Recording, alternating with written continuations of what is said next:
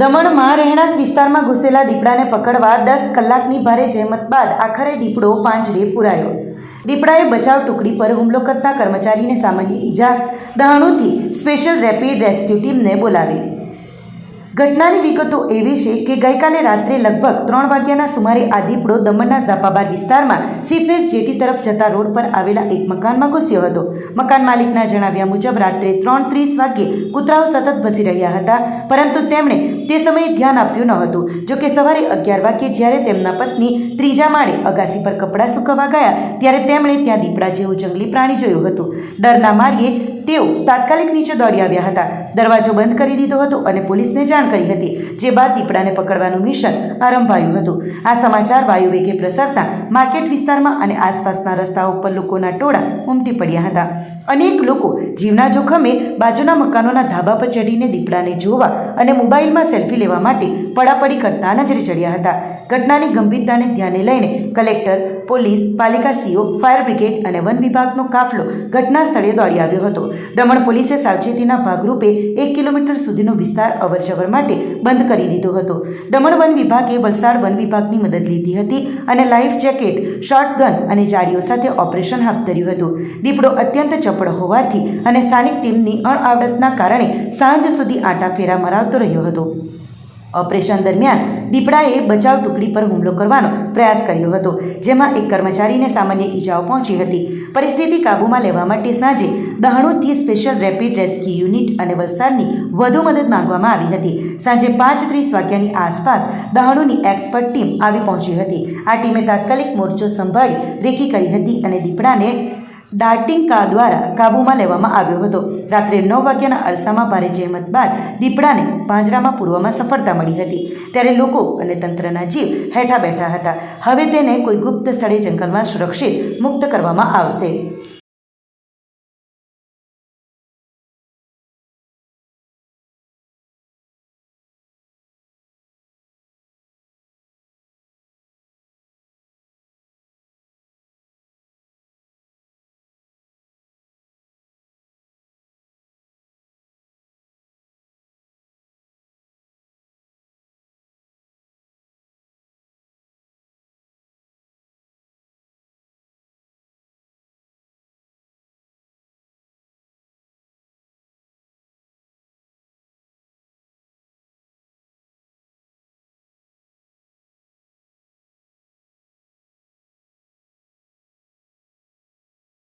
Information मिलते साथ ही हम लोग यहाँ पे आ गए और पुलिस टीम और फॉरेस्ट टीम को यहाँ पे हम लोगों ने इमीडिएटली बुला के हम लोगों ने इस एरिया को कॉर्डर ऑफ किया और असेसमेंट करके वी फाउंड आउट कि लेपर्ड जो है वो 3rd फ्लोर के स्टेयरकेसेस पे बैठा हुआ था।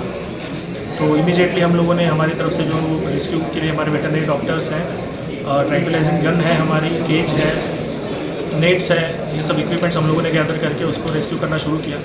सुबह 11:30 बजे जब हमको इन्फॉर्मेशन मिला, उसके बाद से हम लोगों ने इमीडिएटली उसको रेस्क्यू करने का ट्राई किया। सो दिन भर हम लोग उसको ट्राई करते रहे रेस्क्यू करने के लिए, बट वो काफ़ी अजाइल था, काफ़ी फास्ट मूविंग था और अलग अलग टाइप के जब हम लोगों ने एंटर करने की कोशिश की तो हम लोगों के ऊपर भी उसका फॉरेस्ट स्टाफ और डिपार्टमेंट के स्टाफ के ऊपर अटैक करने की कोशिश की, जिसमें एक हमारे स्टाफ को माइनर इंजरी हुआ है।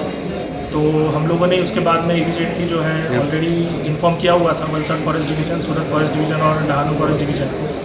तो finally around 5:30 Dahanu and Valsad से रेस्क्यू टीम हम लोग के हेल्प के लिए यहाँ पे पहुँच गई और वलसाड टीम के साथ में फिर जो डहानू की टीम है, तो डहानू की टीम ने फाइनली जो हमारा जो भी जहाँ पे हम लोग वो साइटिंग किया था वहाँ पे उन्होंने रेकी करके उसको फाइनली फिर पुश करके उसको अभी डार्टिंग किया है और उसके साथ में अभी उसको हम लोग रेस्क्यू करके हमारे जो ट्रैप केजेस हैं उसके अंदर उसको डाल के देन बिल वहाँ से हम लोग रिलोकेट करके एक अनडिस्क्लोज जगह पे उसको फिर बाद में वाइल्ड में रिलीज करते हैं। केंदुआ सर में हम लोग तो सोया था, लेकिन 3:30 बजे के लगभग में हमारा वाइफ ने उठा तो देखा कुत्ता बहुत लग रहा है। तो कुत्ता लग रहा है तो हम लोग उतना ध्यान नहीं दिया, फिर सो गया।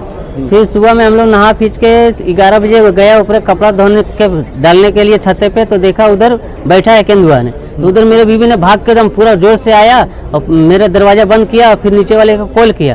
फिर नीचे वाले ने पुलिस वाले को कॉल किया तो फिर उन लोग आया तो फिर उन लोग देखा कि हाँ सही में है, तो फिर हम लोग का फिर नीचे सेपरेट से उतार के नीचे साइड में किए। नहीं, कुछ जानहानि तो नहीं किया, लेकिन 5:30 बजे इधर धोबी तालाब में घूम रहा था शाम का। मैं अभी तो 4 घंटा हो गया मेरे को नीचे। अभी देखिए, अभी तो निकालने से कोशिश तो कर रहे हैं, अभी होने वाला है। આપણી સંકલ્પ ન્યૂઝ ચેનલને સબસ્ક્રાઇબ અને લાઇક કરો, બેલ આઇકન દબાવો જેથી આવનાર ન્યૂઝ અપડેટ્સની નોટિફિકેશન આપના મોબાઈલ પર સૌથી પહેલા પહોંચે. Like, subscribe and share the video.